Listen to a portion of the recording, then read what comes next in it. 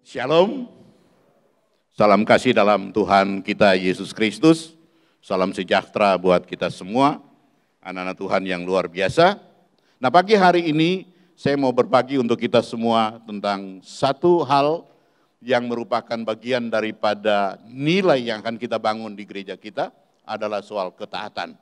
Kenapa ketaatan ini sangat penting dalam kehidupan kita? Karena kita tahu bahwa dosa yang pertama mengakibatkan manusia jatuh adalah ketidaktaatan. Boleh dikatakan bahwa ini dosa yang paling tua dalam kehidupan manusia. Kita sudah melewati dua masa di mana kita sudah belajar sama-sama dan kita sudah praktekkan. Bukan berarti waktu kita masuk dalam tema ketaatan, kita mulai meninggalkan cinta keluarga dan kebenaran. Dua tema yang sudah kita lewati, yaitu cinta keluarga, artinya begini. Di dalam komunitas Kupang Baru ini, tidak akan lagi kita dengar dalam kehidupan rumah tangga ada bapak-bapak yang pukul istrinya. Tidak ada lagi kita dengar dalam kehidupan rumah tangga ibu-ibu yang mengatai bapak-bapaknya. Tidak ada lagi kita dengar bahwa anak-anak yang memberontak terhadap orang tua dalam komunitas Kupang Baru ini. Karena apa? Karena kita sudah tahu bahwa keluarga yang harmoni, firman Tuhan bilang Tuhan akan memerintahkan berkat ke tempat itu. Kita sudah tahu rahasianya. Dan kita sudah praktekkan dalam hidup kita, bukan kita lagi baru mau belajar, tapi di KUL sudah dipraktekkan. Dipraktekkan tentang firman ini, cinta keluarga.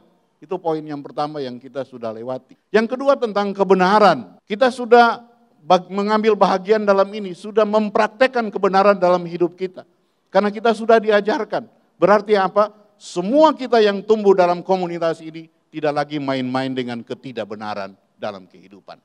Karena kebenaran itu adalah Yesus sendiri. Nah, pagi ini kita akan bahas tentang ketaatan, ya, yang merupakan salah satu nilai yang akan kita bangun. Ya. Kita lihat salah satu perintah Tuhan sebelum Tuhan Yesus naik ke surga. Sebelum Tuhan Yesus naik ke surga, perintah Tuhan Yesus, kita lihat sama-sama di Lukas 24 ayatnya ke-49. Dikatakan begini, dan aku akan mengirim kepadamu. Ini janji Tuhan. Waktu Yesus mau naik ke surga, disaksikan murid-muridnya ini, dia janji sama mereka. Dan aku akan mengirim kepadamu, sama dengan saya janji sama Pak Guyup. Pak Guyup, saya mau kirim sesuatu untuk Pak Guyup. Ini janji. Ini Tuhan Yesus janji. Ya. Terus apa yang dijanjikan Bapakku? Jadi janji Tuhan untuk murid-muridnya. Tapi ada perintahnya di belakangnya. Tapi kamu harus tinggal dalam kota ini sampai kamu diperlengkapi dengan kekuasaan dari tempat tinggi. Ini perintah Tuhan. Artinya Tuhan berjanji akan memberikan janji Bapa itu. Tapi kamu harus tinggal di kota Yerusalem ini. Sampai diperlengkapi dengan kuasa dari tempat tinggi. Bapak Ibu, ini bicara soal apa? Ini bicara soal Roh Kudus. Ya.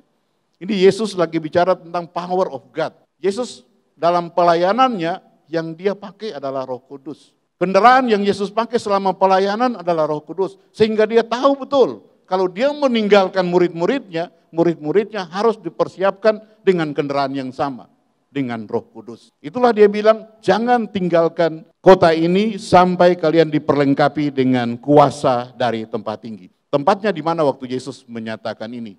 Di Bukit Zaitun, waktu dia di hadapan 500 muridnya. Mereka yang menyaksikan Yesus naik ke surga. Mereka yang mendapat berkat. Bapak Ibu, waktu Yesus naik ke surga, dia sementara memberkati mereka. Lalu Alkitab bilang, lalu dia terangkat ke surga. Berbahagia sekali murid-muridnya waktu itu. 500 muridnya yang menerima berkat langsung dari Yesus. Lalu dia naik ke surga. Kita lihat kesaksian yang kedua yang diberitakan di Kisah Para Rasul 1 ayat 4 dan 5. Pada suatu hari ketika ia makan bersama-sama dengan mereka, ia melarang mereka meninggalkan Yerusalem dan menyuruh mereka tinggal di situ menantikan janji Bapa. Yang demikian katanya, telah kamu dengar daripadaku, sebab Yohanes membaptis dengan air, tapi tidak lama lagi kamu akan dibaptis dengan Roh Kudus. Ini perkataan dari Yesus sendiri yang diberitakan oleh Yohanes, ya, tentang baptisan Roh Kudus.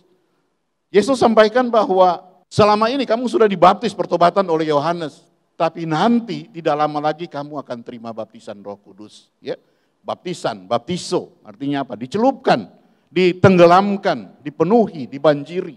Itu artinya dari baptisan. Nah, Bapak Ibu kira-kira dari dua peristiwa ini, dua kasus ini, kalau dalam seandainya waktu itu kalau kita semua ada di situ, kita bahagia sekali kalau kita ada langsung menerima berkat dari Yesus.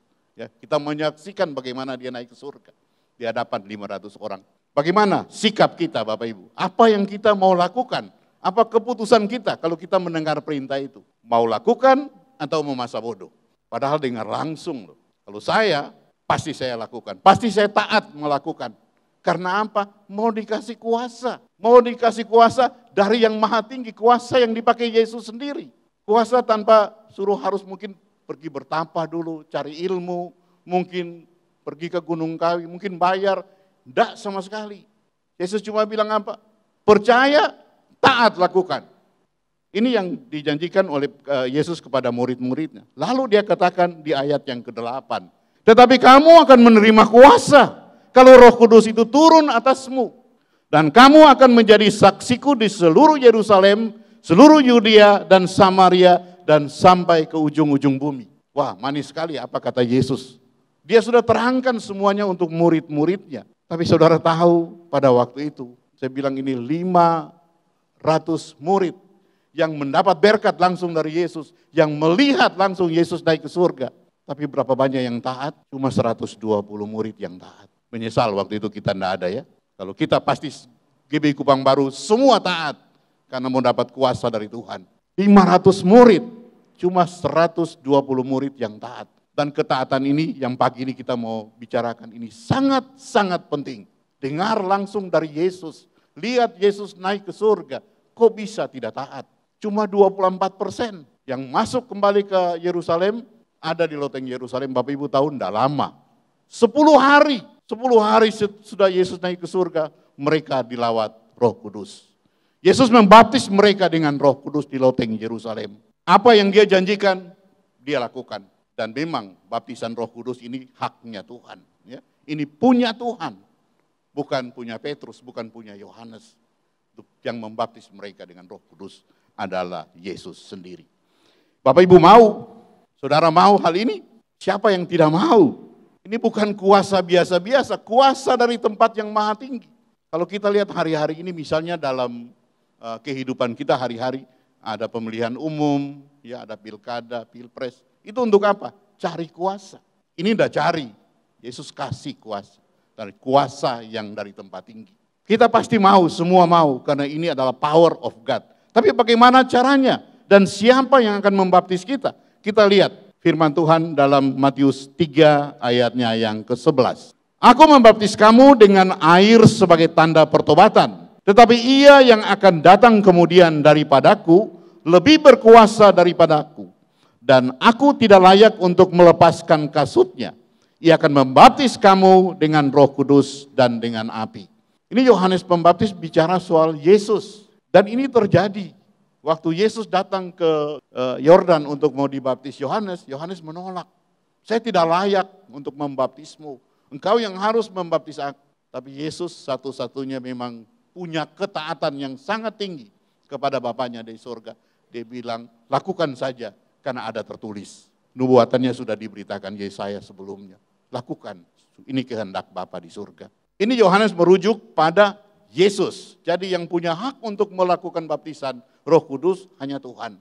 Jadi bagaimana caranya? Masing-masing connect dengan Tuhan. Datang pada Tuhan, Tuhan buka hatimu bicara dengan Tuhan lewat doa. Tidak jauh, hanya sejauh doa. Bukan haknya hamba Tuhan.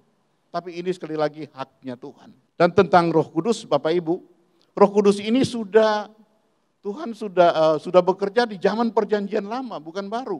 Bukan baru sekarang. Di zaman perjanjian lama roh Allah itu bekerja melalui nabi-nabinya. Dan itu digenapi dalam perjanjian baru. Allah itu roh. Ya. Pada mulanya roh Allah itu melayang-layang.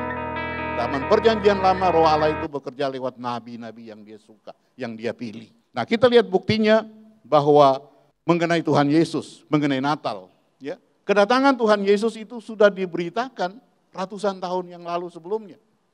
Dalam perjanjian lama, Yesaya sudah menyampaikan itu. Dan itu digenapi dalam perjanjian baru lewat Natal. Begitupun tentang Roh Kudus. Roh Kudus Tuhan akan mencurahkan, dan itu sudah dinubuatkan di zaman perjanjian lama. Kita lihat buktinya satu, ya. Di Yehezkel pasal 36 ayat 26. Kamu akan kuberikan hati yang baru dan roh yang baru di dalam batinmu. Dan aku akan menjauhkan dari tubuhmu hati yang keras. Dan akan kuberikan kepadamu hati yang taat. 27. Rohku akan kuberikan diam di dalam batinmu. Dan aku akan membuat kamu hidup menurut segala ketetapan-ketetapanku dan berpegang pada peraturan-peraturan dan melakukannya. Tanpa Roh Kudus kita tidak bisa melakukan perkara-perkara besar. Kita bisa melakukan perkara-perkara besar kalau Roh Kudus itu ada dalam diri kita. Ini contoh, ya. Yang kedua, dijelaskan dalam Yoel pasal 2 ayat 28. Dikatakan begini, kemudian daripada itu akan terjadi bahwa aku akan mencurahkan rohku atas semua manusia. Bapak Ibu, kita sekarang ini masih berlangsung peristiwa itu dari nubuatan ini. Bukan tidak semua terlaksana, tidak semua sudah dilaksanakan di perjanjian baru, tapi terus masih berjalan sampai hari ini. Penggenapan daripada semua firman Tuhan. Maka anak-anakmu laki-laki dan perempuan akan bernubuat. Orang-orangmu yang tua akan mendapat mimpi. Taruna-tarunamu akan mendapat penglihatan-penglihatan. Juga atas hamba-hambamu laki-laki dan perempuan akan kucurahkan rohku pada hari-hari itu. Ini janji Tuhan yang sudah dikatakan ratusan tahun yang lalu. Ya. Dia sudah sampaikan, dan Bapak Ibu tahu bahwa hal itu sebagian sudah tergenapi. Tergenapi dalam perjanjian baru, tergenapi di Yerusalem, di loteng Yerusalem, waktu murid-muridnya dilawat Roh Kudus, di Samaria, di Damaskus, di Kasaria, di Efesus, dan akan terus berlangsung sampai saat ini. Bagi orang percaya, bagi orang yang percaya pada Tuhan. Akan terus berlangsung sampai saat ini. Bagi Bapak Ibu yang mau melayani pekerjaan Tuhan. Kita sebenarnya bukan melayani Tuhan, kita melayani pekerjaannya Tuhan. Ya. Bagi Bapak Ibu yang mau melayani pekerjaan Tuhan, mengambil bahagian dalam pelayanan, yang pertama sekali harus penuhi Roh Kudus. Tidak bisa enggak. Ya. Tanpa Roh Kudus kita tidak bisa bikin apa-apa. Tanpa Roh Kudus dalam pelayanan, ujung-ujungnya kita kecewa. Kita bisa frustrasi. Kita bisa tinggalkan Tuhan. Kekuatan kita harus, motornya harus sama dengan yang digerakkan waktu Yesus melayani. Pentingnya Roh Kudus ini Bapak Ibu, waktu Yesus mau masuk dalam pelayanan, dia tidak langsung masuk. Dia baptis dulu di Yordan. Yohanes Pembaptis baptis dia. Tadi saya bilang waktu dia datang ke Yordan, Yohanes Pembaptis tidak mau baptis dia. Aku tidak layak. Tapi karena ketaatan Tuhan, dia bilang lakukan saja. Ada tertulis. Karena itu kehendak Bapa. Lakukan saja kehendak Bapa. Karena dia datang ke dunia ini hanya untuk melakukan kehendak Bapanya. Dia masuk dalam baptisan air di Yordan oleh Yohanes Pembaptis. Waktu dia keluar dari air, Roh Kudus turun atas dia. Ya, Alkitab saksikan itu. Dan dia dengar dari surga bilang, inilah anakku, kepadanya aku berkenan.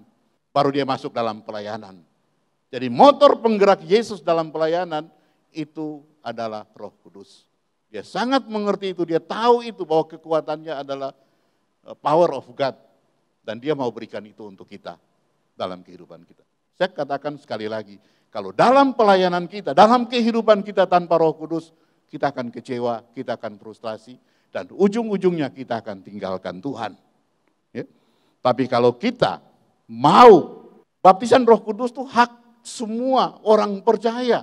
Itu yang Tuhan sudah agendakan, yang Tuhan sudah janjikan untuk semua orang percaya. Sehingga kita punya hak untuk menerima baptisan Roh Kudus itu. Kalau kita dengan kuasa Roh Kudus, kita akan dipenuhi dengan kasih Kristus. Sehingga kita bisa berdiri, bisa berjalan, dan bisa memuliakan Tuhan dengan perkataan dan perbuatan kita. Bapak Ibu lihat, sejarah mengatakan di waktu mereka dilawat Tuhan di loteng Yerusalem, sudah itu rasul-rasulnya berani terhadap orang Yahudi waktu itu.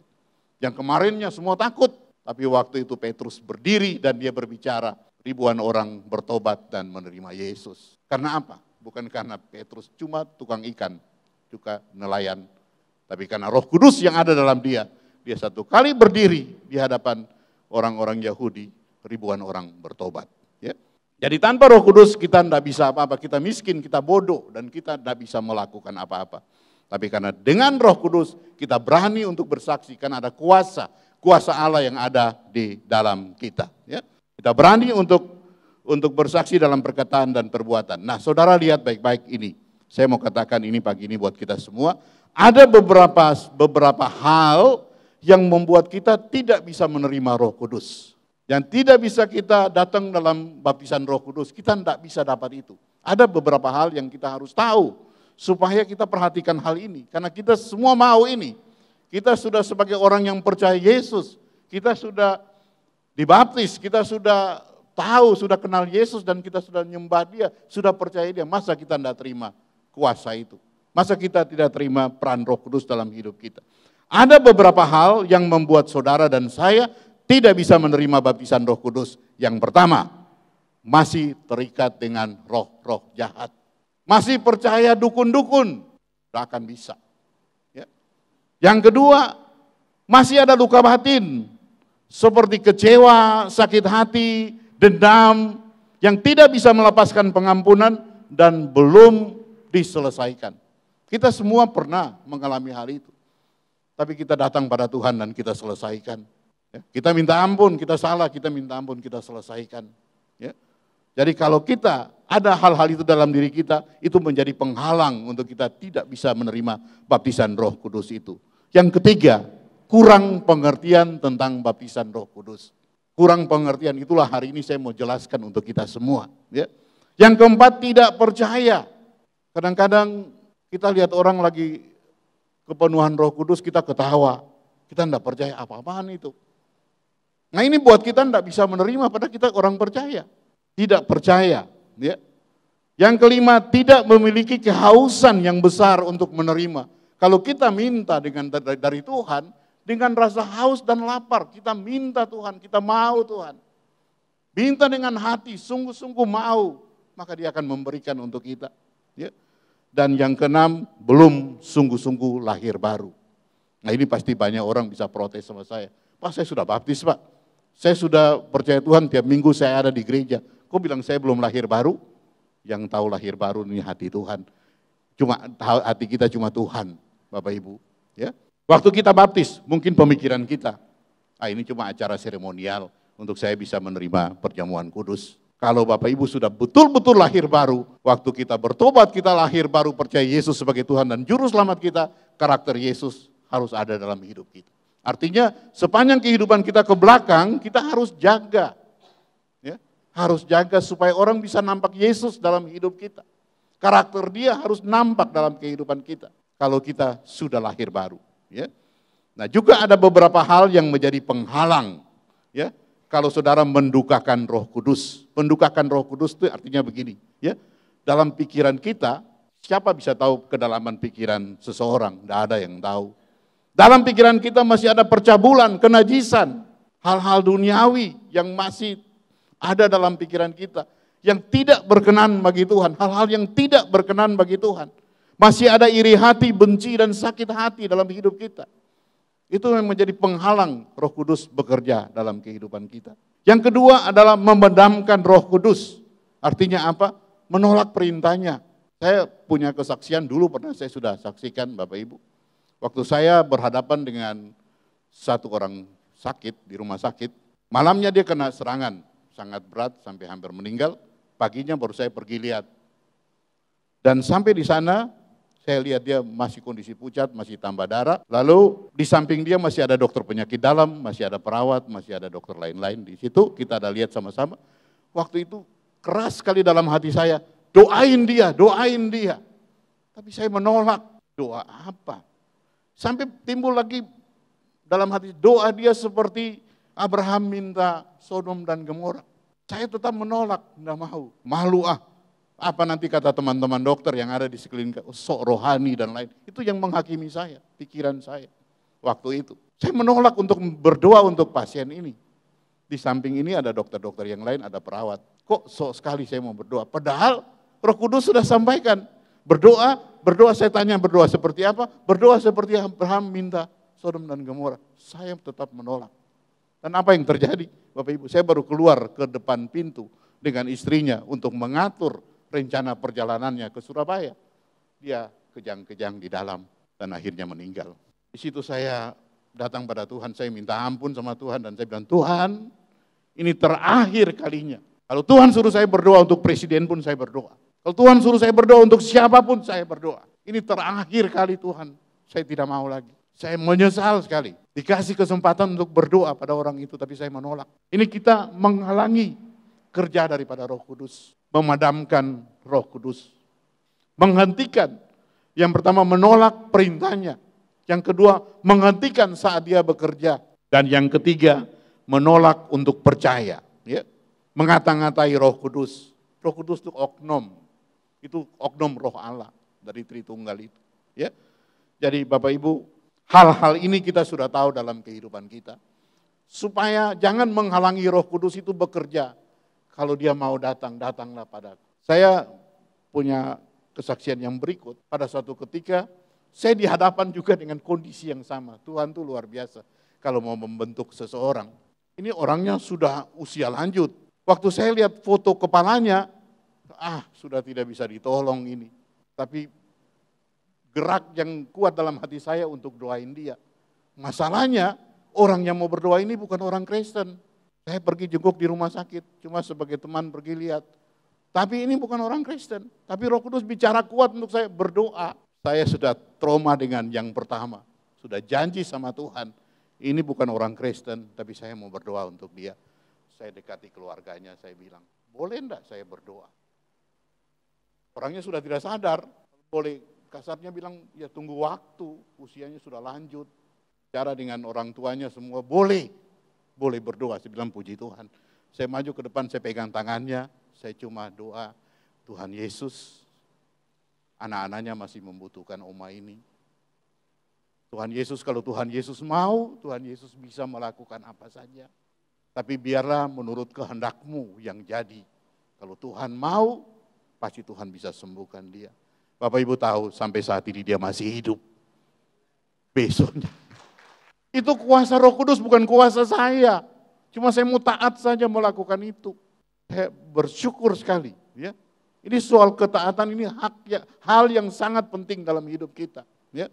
Jadi jangan main-main soal ketaatan ini dalam hidup kita. Yang paling taat di mana? Dalam kita kerja hari-hari. Pada pimpinan kita, pada otoritas. Di rumah tangga, pada suami, itu kepala. Ya, harus taat di dalam keluarga. Ya. Di mana saja kita berada di gereja, pada gembala, taat pada gembala. Di mana saja kita berada, ingat ada otoritas. Taat pada otoritas. Nah, kita lihat sekarang yang berikutnya. Bagaimana proses untuk saudara bisa terima baptisan Roh Kudus ini, bisa terima Roh Kudus. Ya, bagaimana prosesnya? Yang pertama, bertobat dan menerima Yesus sebagai Tuhan dan Juru Selamat pribadi. Pasti Bapak Ibu bilang semua, sudah Pak Kim, semuanya sudah. Karena kalau kita tidak mengenal Yesus dan tidak percaya Yesus, untuk apa kita ada di sini? Kita semua sudah percaya Yesus, sudah menerima Yesus sebagai Tuhan dan Juru Selamat pribadi kita. Kita sudah kenal Dia, kita ada di sini dan kita sudah sembah Dia. Pasti semua katakan seperti itu. Yang kedua, meminta dan menantikan dengan rasa haus dan penuh kerinduan. Bapak Ibu, saya ulangi lagi katakan bahwa yang punya hak baptisan Roh Kudus ini adalah Tuhan, bukan hamba Tuhan. Jadi saudara harus minta dengan Tuhan, datang pada Tuhan, buka hatimu dengan Tuhan. Biarlah Dia yang bekerja, Tuhan yang bekerja. Jangan halangi Roh Kudus, dan Roh itu ada di sini. Saat ini Dia ada di sini. Karena Dia bilang 2-3 orang berkumpul dalam namaku, di situ aku ada. Itu Dia janji sama kita. Yang ketiga, meminta dan menantikan dalam doa, pujian dan penyembahan. Bapak Ibu bisa di sini, bisa di rumah, di mana saja. Waktu Bapak Ibu nyembah Dia, minta dengan penuh rasa haus dan lapar. Pada waktu saudara nyembah Dia, Dia akan mengambil alih hidup saudara. Dia akan penuh dalam kehidupan saudara. Ya, syarat-syaratnya tadi saya sudah sampaikan. Yang keempat, meminta dengan iman dan bertindak. Nah, ini saudara tahu begini, meminta dengan iman dan bertindak. Jangan berdiam diri waktu berdoa. Jangan bilang, saya berdoa dalam hati aja. Waktu saudara nyembah Tuhan, waktu saudara muji Tuhan, kasih keluar suaramu. Terus kasih keluar suaramu, biar nanti Roh Kudus mengambil alih. Saudara buka hati untuk dia, kasih tahu sama Tuhan, dan dia akan ambil alih. Kalau saudara mau. Ya. Dan yang berikut, percaya bahwa Tuhan memberikan pada kita semua, karena baptisan Roh Kudus ini adalah untuk orang yang percaya kepadanya. Ketetapan Tuhan, janji Tuhan bagi orang yang percaya pada Dia. Bapak Ibu, ini kesempatan yang baik kalau Bapak Ibu mau terima kuasa yang besar itu. Kalau Bapak Ibu mau terima kuasa yang besar itu dari Tuhan, masing-masing datang pada Tuhan. Ya. Jika di antara saudara yang mau menerima itu, mari datang pada Dia. Mari datang pada Yesus, karena betul-betul Roh Allah itu ada di sini. Mari Bapak Ibu kita bangkit berdiri sama-sama.